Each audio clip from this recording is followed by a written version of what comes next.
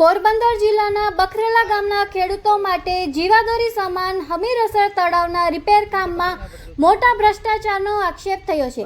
ગામના આગેવાન રામભાઈ ભીખુભાઈ ખૂટીએ નર્મદા જળ સંપત્તિ વિભાગ ગાંધીનગરના ચીફ એન્જિનિયરને લેખિત ફરિયાદ કરી છે.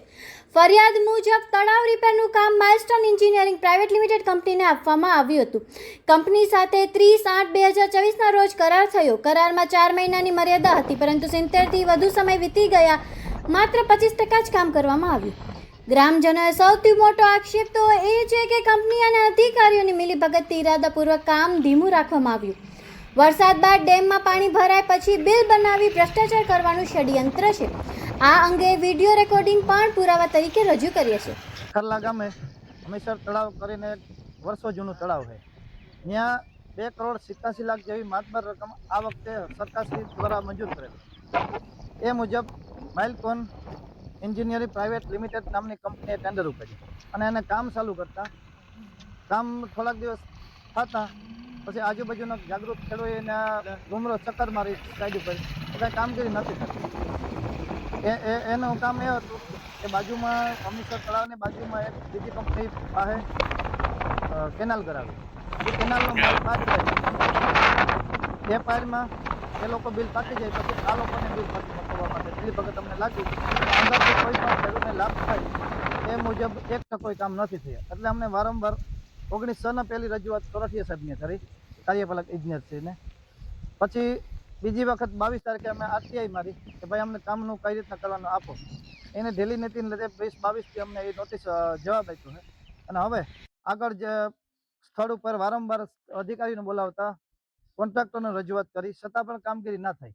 એટલે મજબૂરન અમારે અરજી કરવી પડી છે સુપ્રિન્ટેન્ડન્ટ એન્જિનિયરિંગ સાર અંકુશ વિભાગ રાજકોટ, ચીફ એન્જિનિયરિંગ સિંચાઈ વિભાગ સૌરાષ્ટ્ર ઝોન ગાંધીનગર, સચિવ શ્રી નર્મદા જળ સંપત્તિ વિભાગ ગાંધીનગર, કાર્યપાલક ઇજનેર શ્રી સાર અંકુશ પોરબંદર અને એસ રાઠોડ સાહેબ સીએમ ઓફિસમાં.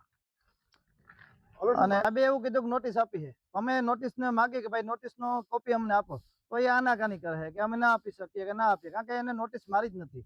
અમને આમાં અધિકારીઓને બધા કોન્ટ્રાક્ટર મિલીભગત લાગે છે અને કામગીરી થતી નથી સ્થળ ઉપર. એટલે અમારી માગણી હતી કે ભાઈ તળાવ છે, ખેડૂતના હિત માટે સરકારે એટલે માતબર રકમ મંજૂર કરી, તો ખેડૂતને 1% ફાયદો થાય એવું કામગીરી થવું જોઈએ.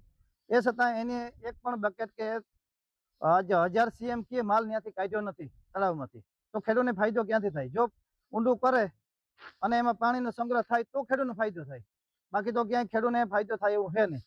એટલે આમાં કોન્ટ્રાક્ટરો અને અધિકારીઓને મિલીભગતને લીધે કામ નથી થતું. અને 31 આજે ચોથા મહિનાની 30 તારીખે કામ મંજૂર થયું. 2 મહિનો અને 20 દિવસ આજે થયા, 20% કામગીરી નથી થઈ. તો હવે 1 મહિનો 10 દિવસ 31/8ના અંદરનું ટાઈમ લિમિટ પૂરી થાય છે. એટલે હવે અમે માગણી કરી છે કે ભાઈ કોઈ કુદરતી કારણોસર આ જે કામ થયું છે ઢીલાઢોળ થઈ છે એ કુદરતી કારણોસર નથી થઈ, એક કોન્ટ્રાક્ટરની ઢીલી નીતિને લીધે જ થયું. એટલે હવે એ કંપનીને બ્લેકલિસ્ટ કરી અને એનું જે કંઈ પણ કાયદાકીય થતું હોય ડિપોઝિટ જપ્ત કરે અથવા પેનલ્ટી લગાડે એવી માગણી અમારી છે. હમીરસર તળાવમાં કામગીરી ચાલુ છે, જેમાં મૂળ રજૂઆત તળાવમાં ગ્રીડ મારી ત્યાં ખોદાણ કરવાની વાત છે.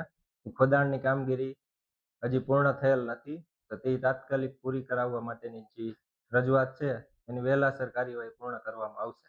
કોન્ટ્રાક્ટરના સ્કોપમાં જે વેસ્ટ વિયર રિપેરિંગની કામગીરી હતી એ ચાલુ છે.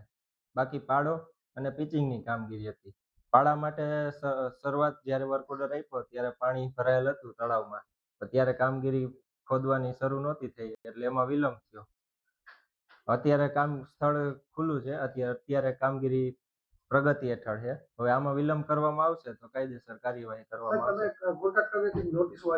કામની ગતિ વધારવા, પ્રગતિ વધારવા અને તાત્કાલિક પૂર્ણ કરવાની નિયમ અનુસાર નોટિસ આપી. અત્યારે કામગીરી પ્રગતિ હેઠળ છે. કોન્ટ્રાક્ટરના કારણે કામ ધીમું ચાલશે તો નિયમ અનુસાર તેનું લિક્વિડેટેડ ડેમેજ કપાત કરવામાં આવશે. ન આવે અને નોટિસ આપ્યા છતાં કામગીરી ન કરે તો પછી તે બાબતે આગળની કાર્યવાહી કરશું.